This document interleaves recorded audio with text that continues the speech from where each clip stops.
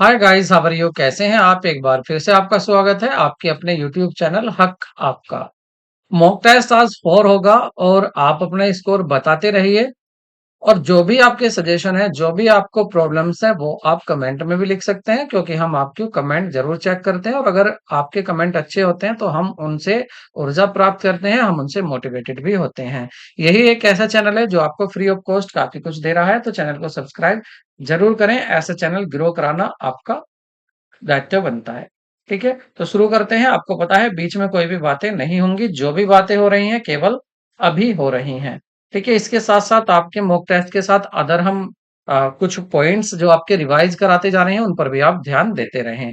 तो शुरू करते हैं आज की सेशन का फर्स्ट क्वेश्चन। और फर्स्ट क्वेश्चन क्या कहता है?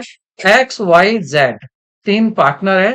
ये प्रॉफिट जो अपना बांटते हैं वो किस रेशो में बांटते हैं? 1/2, 1/3, 1/6 के अनुपात में बांटते हैं। होता क्या है? जेड की मृत्यु हो जाती है और एक्स और वाई का नया अनुपात क्या होगा? लाभ अनुपात क्या होगा? तो देखिए, पहले क्या था इनका लाभ अनुपात? इनका था 1/2, 1/3 और 1/6, तीनों का था एक्स वाई जेड। ठीक है, आप इसको स्पीड बढ़ाकर भी देख सकते हैं अगर आपको लगता है स्पीड कम हो रही है तो। ठीक है, बस मेन क्या है, समय बहुत कम है, समय का ध्यान रखना है। तो देखिए, जब कोई साझेदार साझेदारी से रिटायर्ड हो जाता है और बचे हुए साझेदारों के प्रॉफिट शेयरिंग रेशो के बारे में कुछ नहीं कहा जाता, ऐसी सिचुएशन में क्या होता है? जो उनका ओल्ड प्रॉफिट शेयरिंग रेशो होता है, वही उनका क्या बन जाता है? न्यू प्रॉफिट शेयरिंग रेशो बन जाता है। तो देखिए, यहां पर एक्स का क्या था? 1/2, जेड का वाई का कितना था? 1/3। तो यही रेशो इनका नया रेशो भी हो जाएगा। तो 1/2 और 1/3 इनका नया रेशो होगा। इसमें हम दोनों में 6 की मल्टीप्लाई कर लेते हैं, तो आंसर क्या आ जाएगा? 3 और यहाँ 2। तो आंसर आ जाएगा आपका 3:2। तो सही आंसर होगा आपका 3:2, मतलब ऑप्शन ए। नेक्स्ट क्वेश्चन देख लेते हैं। और नेक्स्ट क्वेश्चन है, कंपनी अधिनियम की किस धारा के तहत, under which section of companies act provision has been made to use the share premium? जो सिक्योरिटी प्रीमियम या शेयर प्रीमियम होता है, सिक्योरिटी प्रीमियम को यूज करना कहां कहां यूज हो सकता है, ये आप मुझे जल्दी से बताइए लिखकर कि ये कहां, 5 जगह कहां कहां यूज हो सकता है। वेरी वेरी इंपॉर्टेंट क्वेश्चन है ये, क्योंकि यहां से क्वेश्चन पूछे जा चुके हैं और पूछे जाते हैं।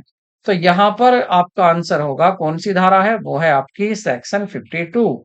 Section 52 companies act 2013 and section 52 sub section 2 में शेयर प्रीमियम का क्या है, क्या दिया हुआ? प्रावधान दिया है, जबकि ये 1956 में 78, धारा 78 थी। सेक्शन 78 था जिसमें ये बताया गया था। इसका आंसर आई होप आपने सही दे दिया होगा। अब वापस से मैंने इन चारों की बात करी थी, तो इन चारों को आपके चेक कर लेते हैं। ठीक है, चलो। और अभी सभी ने नहीं दिए, सभी दे लीजिए, उसके बाद मैं इसको आगे चेक कर लेता हूँ। आगे बढ़ते हैं, लेकिन आगे बढ़ने से पहले अगर आपको मेरी एक्सप्लेनेशन से क्या होता है, यहाँ जो है मैं जो भी लिख रहा हूँ, यहाँ का लिखा हुआ मुझे आप नहीं देख पाते हैं, इसलिए मैं अपने फोटो को हटा लेता हूँ। आगे बात करते हैं, कैमरा में क्लोज कर लेता हूँ, फिर आगे बात करेंगे।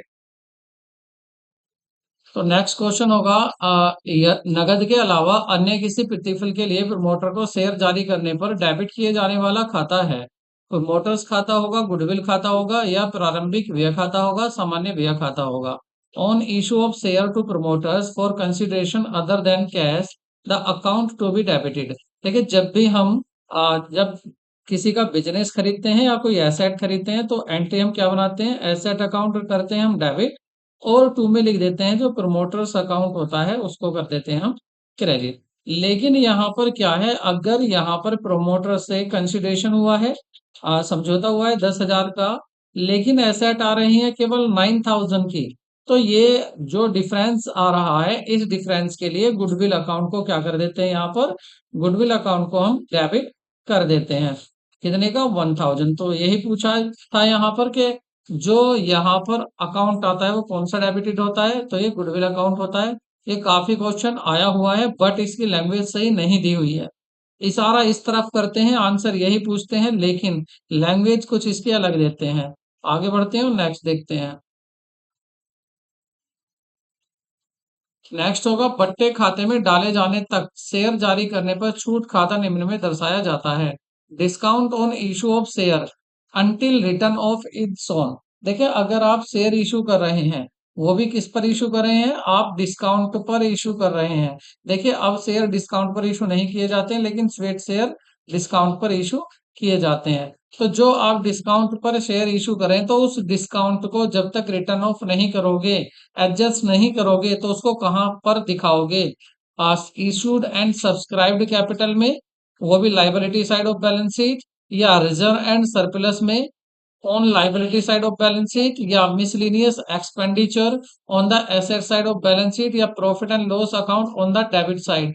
तो ये जब तक इसको हम क्या नहीं करते हैं, रिटर्न ऑफ नहीं करते, नलिफाई नहीं करते, तो ये मिसलिनियस एक्सपेंडिचर दिखाए जाते हैं किसमें, asset side of balance sheet के एसेट साइड में दिखाते हैं। और जब ये रिटर्न ऑफ हो जाते हैं, तो आपके प्रॉफिट एंड लॉस अकाउंट से सीधे क्या हो सकते हैं, ये आपके रिटर्न ऑफ हो सकते हैं। नेक्स्ट क्वेश्चन देखते हैं, और नेक्स्ट होगा आपका, शेयर वारंट किसी कंपनी द्वारा तब जारी किया जा सकता है जब शेयरों पर आवेदन की राशि का भुगतान किया गया हो, शेयर का आंशिक भुगतान किया गया हो, शेयरों का पूर्ण भुगतान किया गया हो, या शेयर खो गए हो। Share warrant can issued by a company when can be issued by a company when application money has been paid on share are partly paid, share are fully paid, share are lost। तो सही answer होगा आपका सी, share are fully paid. जब share fully paid किए जाते हैं, तब उनको शेयर वारंट इशू किए जाते हैं। तो शेयर वारंट केवल पूर्ण भुगतान वाले शेयर को जारी किए जाते हैं, निजी कंपनी इसे जारी नहीं करते हैं, ये भी आपको ध्यान रखना है। शेयर वारंट कौन जारी नहीं करता है, निजी कंपनी मतलब प्राइवेट कंपनी। इसका धारक कंपनी का सदस्य नहीं होता है, कंपनी का सदस्य नहीं होता जिसके पास शेयर वारंट होते हैं। इसे केवल डिलीवरी द्वारा स्थानांतरित किया जा सकता है, मतलब अगर आपने इसकी डिलीवरी कर दी, तो समझिए आपने इसको ट्रांसफर कर दिया है, और इसके लिए कोई हस्तांतरण शुल्क भी नहीं लगेगा। आप इसको यूं ही किसी को दे सकते हैं, शेयर वारंट्स को। नेक्स्ट देखते हैं, सेबी के अनुसार न्यूनतम आवेदन राशि अधिक नहीं होनी चाहिए। तो सेबी की बात करें हैं ये, तो सेबी के अनुसार 15%, 20%, 25%, 30%, या निर्गमन मूल्य का 15 से 20% के बीच में। तो सही आंसर होगा निर्गमन मूल्य का 25% सेबी के अकॉर्डिंग। ठीक है, तो आंसर हो जाएगा आपका सी। नेक्स्ट देखते हैं, तो सेबी के अनुसार न्यूनतम आवेदन राशि शेयर के कुल मूल्य का 25% से अधिक नहीं होनी चाहिए, और न्यूनतम आवेदन राशि शेयरों के नामात्र पूल के 5% से कम नहीं होनी चाहिए। देखिए, यहाँ थोड़ा सा ये गलत है, धारा 39(7) कंपनी एक्ट 2013। देखिए, कंपनी जो कह रहा है, ये अधिक से अधिक नहीं, कम से कम है, ये कुल मूल्य नहीं, न्यूनतम आवेदन राशि है 25%। ठीक है, न्यूनतम कितनी होनी चाहिए, 25% होनी चाहिए। अधिकतम तो यह है कि आप एप्लीकेशन पर पूरा पैसा ले लो, फुल पैसा ले लीजिए। तो कम से कम कितनी होनी चाहिए, 25% होनी चाहिए। नेक्स्ट क्वेश्चन देखते हैं, जब तक अन्यथा न कहा जाए, वरीयता शेयर को हमेशा माना जाता है। वरीयता शेयर कौन से होते हैं, preference share, unless otherwise stated.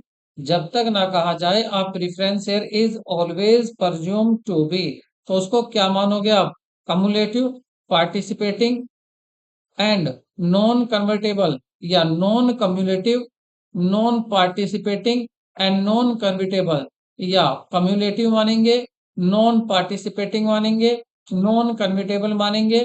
देखिए, कम्युलेटिव क्या होता है, कम्युलेटिव होता है कि अगर इस बार डिविडेंड नहीं मिला, कंपनी को प्रॉफिट नहीं हुआ, तो नेक्स्ट ईयर जो मिलेगा, वो नेक्स्ट ईयर का भी मिलेगा डिविडेंड, और जो प्रीवियस ईयर थी जिसका नहीं मिला था, उसका भी मिल जाएगा, दोनों का ऐड करके मिल जाएगा इन शेयर्स को, शेयर होल्डर को। तो ये होते हैं cumulative share, preference share. Non participating होता है जो अगर अगर आपके इक्विटी शेयर होल्डर को डिविडेंड देने के बाद डिविडेंड बच जाता है तो उसमें ये शेयर पार्टिसिपेट नहीं कर सकते। नॉन कन्वर्टेबल इनको कन्वर्ट नहीं किया जा सकता। तो याद रखना है आपको, कम्युलेटिव तो होंगे लेकिन इनको नॉन पार्टिसिपेटिंग नॉन कन्वर्टेबल कहते हैं। ऑप्शन आपका सी सही है। देखिए आप देखेंगे कि यहाँ पर रिपीटेड भी क्वेश्चन आ रहे हैं जो पिछले मॉक टेस्ट में भी थे। आगे देखते हैं। भारतीय कंपनी अधिनियम 1956 और वर्तमान में 2013 के अनुसार वरीयता शेयर हमेशा संचयी, गैर भागीदारी और अपरिवर्तनीय माने जाते हैं जब तक कि अन्यथा कुछ न उनके बारे में कहा जाए। आगे बढ़ते हैं।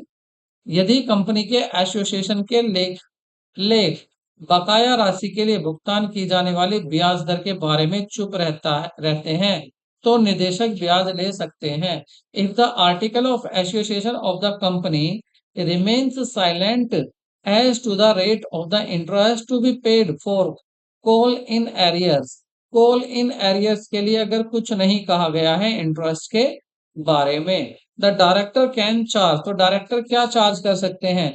6% इंटरेस्ट चार्ज कर सकते हैं, 6.5% चार्ज कर सकते हैं, 5% चार्ज कर सकते हैं या 5.5% चार्ज कर सकते हैं या इन द बिटवीन 5.5 एंड 6.5।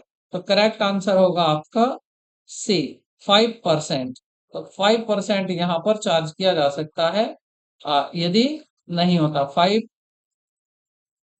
तो यदि कंपनी का पार्षद अंतरनियम बकाया राशि पर मांगों की ब्याज की दरों के बारे में कुछ न कह रहा हो तो निदेशक 5% की दर से, निदेशक के बारे में कहा है ये, 5% की दर से ब्याज प्रभारित कर सकते हैं। यदि कंपनी एक्ट 2013 के बाद 10 कर दिया गया तथा कॉल इन एडवांस पर 12 कर दिया गया है, जो दी गई संख्या पहले 6 थी।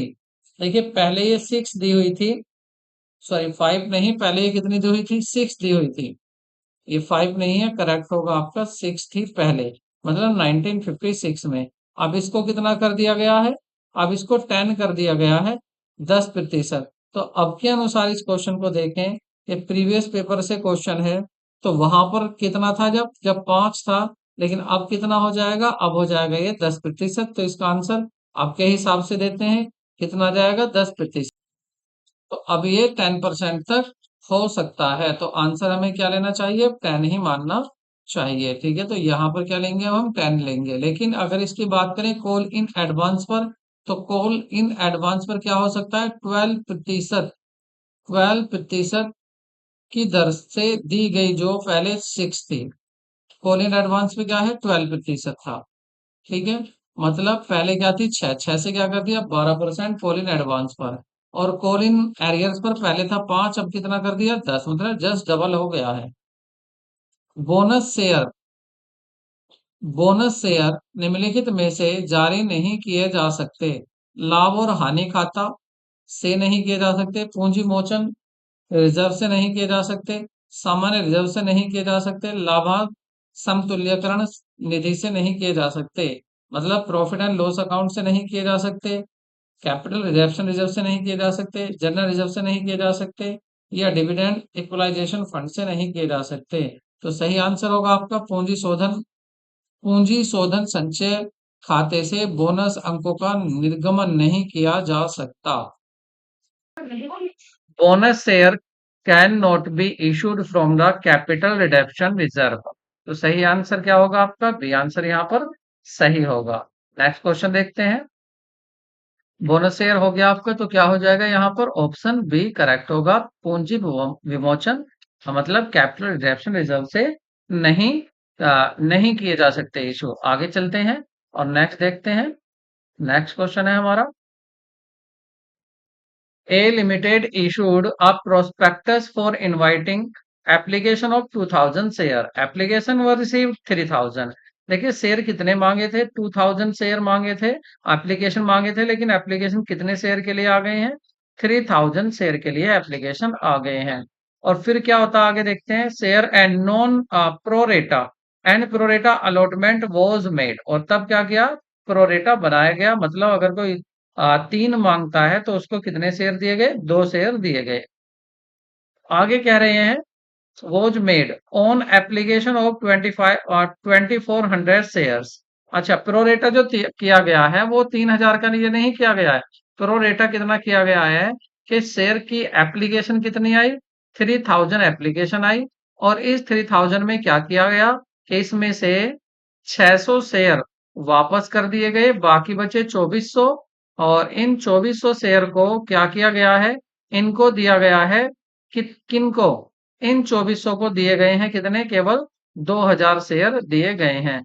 तो 2000 शेयर इनको दिए गए हैं। इसका मतलब अब यहां पर देखेंगे तो क्या आ जाएगा? तो अभी आ गया आपका 24:20, और छोटा कर सकते हैं इसको आप चाहें तो छोटा कर लीजिए आप। इसको क्या हो जाएगा आपका? 6, हाँ सॉरी, 4 से कर लेते हैं। 6 जा, और 4 से करेंगे यहाँ तो 4 5 जा, 6 5 का रेशो है। अगर कोई 6 मांगता है तो उसको कितने शेयर मिलते हैं? 5। इस पर उन्होंने प्रोरेटा बनाया है। आगे कह रहे हैं if A has been allotted 40 shares, A को कितने शेयर दिए गए? 40 share. A has been allotted, A को कितने शेयर दिए गए हैं? 40। तो बताइए उसने कितने शेयर के लिए अप्लाइड किया था? इसका मतलब उसको जो दिए गए हैं शेयर 5 की जगह क्या है? 40। और पूछ रहा क्या है कि बताइए उसने एप्लीकेशन कितने शेयर के लिए दी थी। तो क्या करना है आपको? जितने शेयर हैं रेशो के, आपके 40 अलॉटेड है तो अलॉटेड से तो करोगे आप मल्टीप्लाई, और जो चाहिए अप्लाइड उससे करोगे आप उससे करोगे आप क्या? सॉरी, जो आपको चाहिए उससे तो आप करोगे मल्टीप्लाई, जो आपको चाहिए उससे तो करोगे मल्टीप्लाई। क्या चाहिए? 6 की जगह चाहिए। और डिवाइड किससे करोगे? जितना आपका क्या है यहाँ पर, जितना जो दे रखा है। अगर अलॉटेड दिया तो अलॉटेड से ही डिवाइड करेंगे। तो डिवाइड कर लेते हैं। 8 जा, और 8 से इसको करेंगे तो 48। इसका मतलब आंसर आपका क्या सही होगा? सी सही होगा। जरूरी नहीं है आप रेशो बनाओ, आप सीधे इस तरह से भी कर सकते हैं। 2400 शेयर मिलते हैं तो उनको कितने देते हैं? 2000 शेयर। और अगर कोई कुछ एप्लीकेशन देता है लेकिन उसको शेयर कितने मिले? शेयर मिले हैं 40, तो कितने उसने एप्लीकेशन दी? तो इसके लिए क्या करेंगे?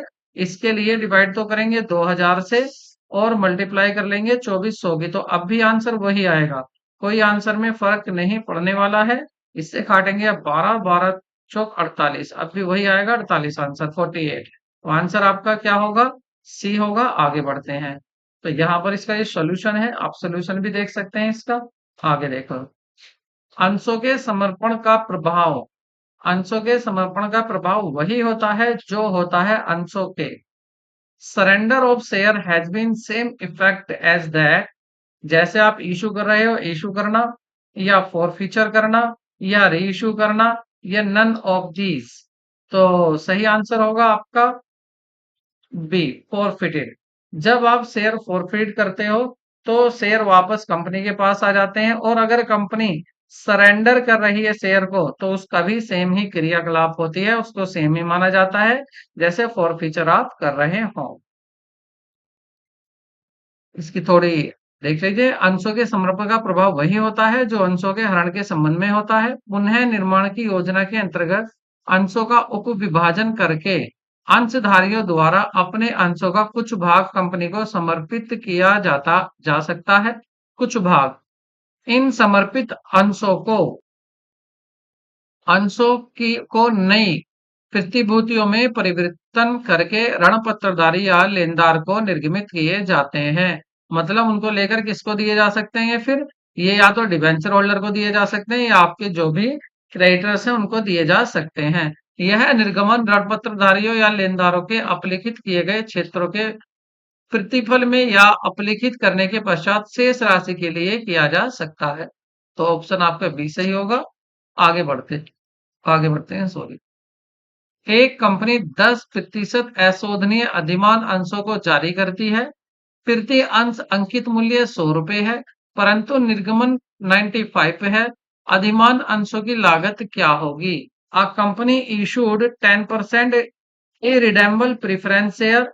The face value per share is 100. Face value कितनी है पर शेयर? 100, बट इशू प्राइस है 95। What is the cost of the preference share? तो बताइए प्रीफरेंस शेयर की कॉस्ट यहाँ पर क्या होगी? तो देखिए यहाँ पर आप अधिमान की लागत का ये याद रखें, अंश का अंकित मूल्य, अंश का अंकित मूल्य अपॉन अंश निर्गमन मूल्य और प्रत्याय की दर। तो 100 अंशों का मूल्य कितना था? 100 था और उनको कितने में इशू किया गया? 95 में, और मल्टीप्लाई कर देंगे आप 100 की, तो क्या आ जाएगा? 10.5 ये अप्रोक्स आ रहा है। तो इसको बोलते हैं, क्या बोलेंगे इसको? Cost of preference share. तो इसको कॉस्ट ऑफ प्रिफरेंस शेयर बोलते हैं। आपको याद रखना है ये फॉर्मूला। क्या याद रखना है? आपको याद रखना face value of shares, face value of shares और issue price of share into 100। ठीक है, इनटू 100। तो आपका ऑप्शन क्या आ जाएगा यहाँ पर? ऑप्शन देख लेते हैं। ऑप्शन आ जाएगा आपका यहाँ डी। नेक्स्ट क्वेश्चन देखते हैं।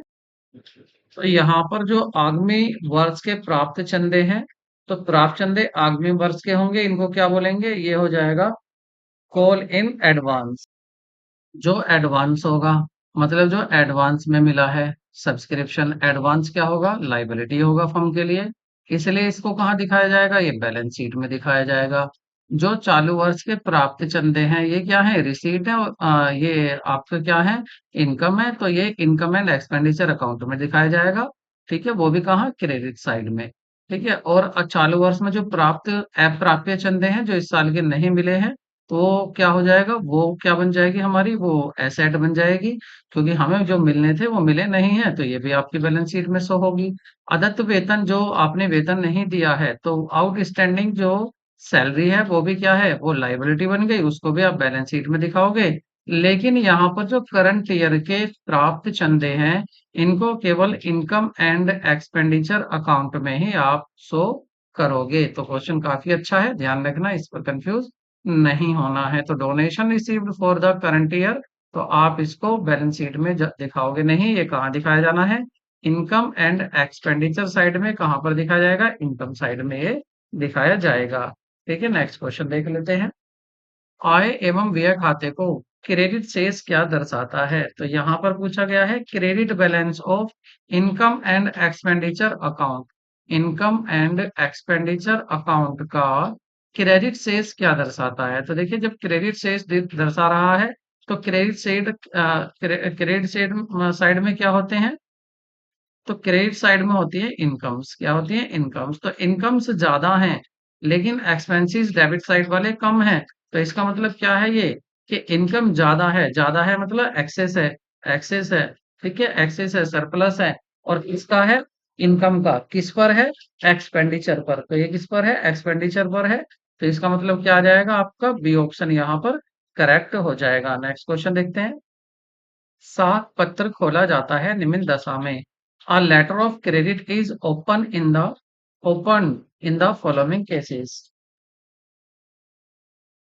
In foreign trade, option A क्या होगा? इन फॉरेन ट्रेड, या इन इंटरनल ट्रेड, या दोनों में होता है, या in obtaining loan from the financial institute.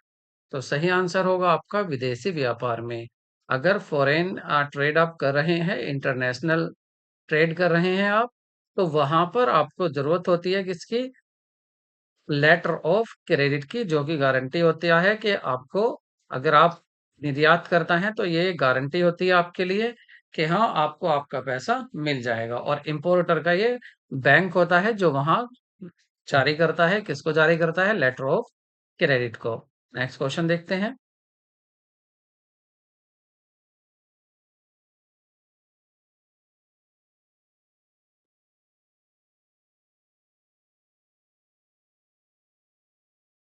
माल के आयात के लिए दिया जाने वाला आदेश क्या कहलाता है?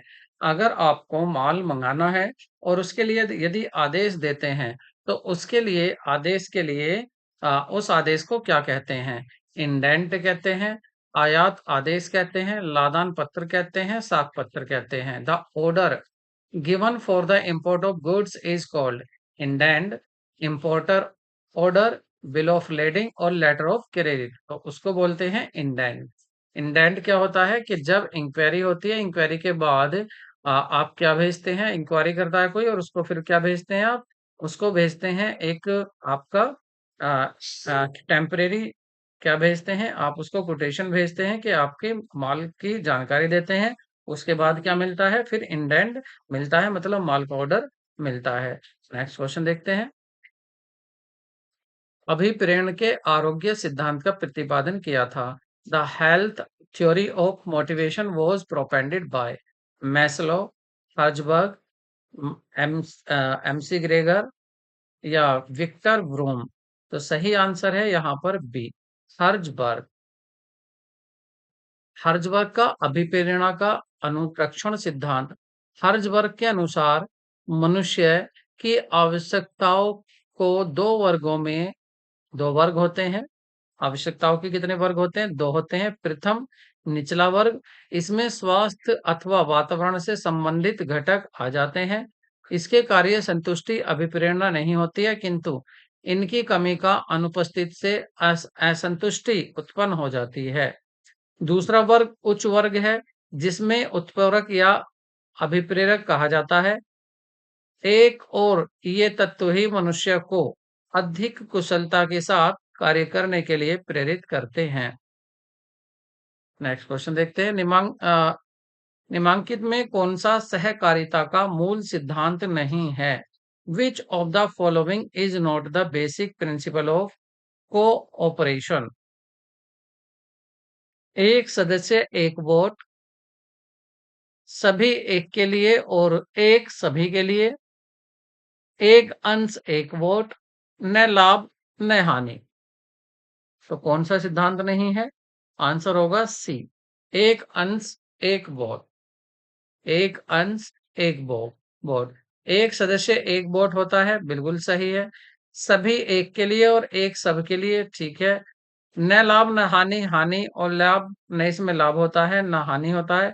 एक अंश एक वोट, ऐसा नहीं है कि आपने एक शेयर लिया है और आप दो शेयर लेंगे तो दो वोट हो जाएंगे, नहीं, ऐसा नहीं है। एक सदस्य को दिया जाता है, इसलिए यह सिद्धांत नहीं आता है सहकारिता का। कोऑपरेटिव, जो कोऑपरेटिव सोसाइटी होती हैं, कौन सी होती हैं? कोऑपरेटिव सोसाइटी होती हैं, तो उन कोऑपरेटिव सोसाइटी का ये सिद्धांत नहीं होता है। नेक्स्ट देखते हैं। अंतरराष्ट्रीय व्यापार का मुख्य संरक्षक अंतरराष्ट्रीय मुद्रा कोष होता है, विश्व बैंक होता है, व्यापार विश्व व्यापार संगठन होता है, या अंतरराष्ट्रीय विकास संघ होता है। The main guardian of international trade is international monetary fund, world bank, world trade organisation, international development association. तो सही आंसर होगा आपका वर्ल्ड ट्रेड ऑर्गेनाइजेशन, मतलब विश्व व्यापार संगठन। सही ऑप्शन आपका सी होगा। अंतरराष्ट्रीय व्यापार मुख्य संरक्षक विश्व व्यापार संगठन है और इसकी स्थापना 1995 में हुई। इससे पहले general agreement on trade and tariff, इससे पहले इसकी जगह क्या था? General agreement on trade and tariff, जिसकी स्थापना 1947 में हुई थी। वह विश्व व्यापार पर नियंत्रण रखता था। 1995 में डब्ल्यूटीओ की स्थापना के बाद गैट का स्थान किसने ले लिया? डब्ल्यूटीओ ने ले लिया। अब वर्तमान में बात करें तो वर्तमान में 164 इसमें सदस्य हैं और इसका मुख्यालय कहां पर है? जेनेवा, स्विट्जरलैंड में इसका मुख्यालय है। नेक्स्ट देखते हैं। विश्व व्यापार के चालक का वाहक कौन कौन है? What are the driver of the globalisation? वैश्वीकरण के चालक या वाहक कौन कौन से हैं? तो किस किस से वैश्वीकरण होता है? Population mobility specially of labour, या फाइनेंशियल फ्लो, वित्तीय प्रवाह, या निर्यात, या जन समूह संचालन, असेंबली ऑपरेशन। तो सही ऑप्शन आपको ऑप्शन लेने हैं यहाँ पर। देखिए फर्स्ट की बात करें तो फर्स्ट क्या है? Population mobility specially of labour, जो लेबर इधर उधर जाती है, मतलब लेबर क्या है, दूसरे देश में भी काम करने के लिए जाती है और दूसरे देश से भी आती है, तो ये तो होगा, ए भी होगा, ए भी होगा यहाँ। दूसरा फिनेंशियल फ्लो, अगर हमारे देश में जरूरत होती है फाइनेंस की तो दूसरे देश से हम ले सकते हैं, ये भी सही होगा, मतलब बी भी सही होगा। निर्यात को नहीं कह सकते। हाँ, निर्यात को नहीं कह सकते हैं। असेंबली ऑपरेशंस, ना ही जन समूह का संचालन होगा। ठीक है। तो जो ग्लोबलाइजेशन को जिससे मिलता है वो ये वाहक हैं इसके, जिससे ग्लोबलाइजेशन होता है। तो ऑप्शन आपका सी सही होगा।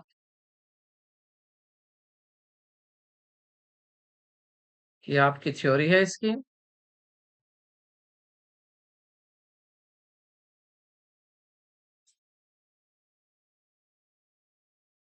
नेक्स्ट है, निम्नलिखित में से किस वर्ष 44 राष्ट्र को के प्रतिनिधि मंडलों द्वारा ब्रिटन वुड्स करार कर पर हस्ताक्षर किए गए, जिसके परिणाम स्वरूप आईएमएफ का गठन हुआ? तो 44 राष्ट्रों ने इस पर साइन किए थे। कब? ब्रिटन वुड्स करार के द्वारा। और ये सिग्नेचर कब किए गए थे? 1940 में, 1952 में, 1944 में, 1957 में। तो सही आंसर होगा आपका 1944। तो ये हुए थे आपके 1944 में। 44 राष्ट्र के 1944 में ही हुए। आसानी से आप याद इसको रख सकते हैं। तो वर्ष 1944 में 44 राष्ट्रों के प्रतिनिधि मंडलों द्वारा ब्रिटन वुड्स करार पर हस्ताक्षर किए गए, जिसके परिणाम स्वरूप आईएमएफ अर्थात अंतर्राष्ट्रीय मुद्रा कोष का गठन किया गया।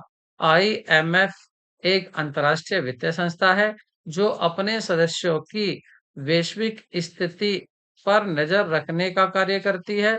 आईएमएफ का मुख्यालय वाशिंगटन डीसी, मतलब संयुक्त राज्य अमेरिका में है।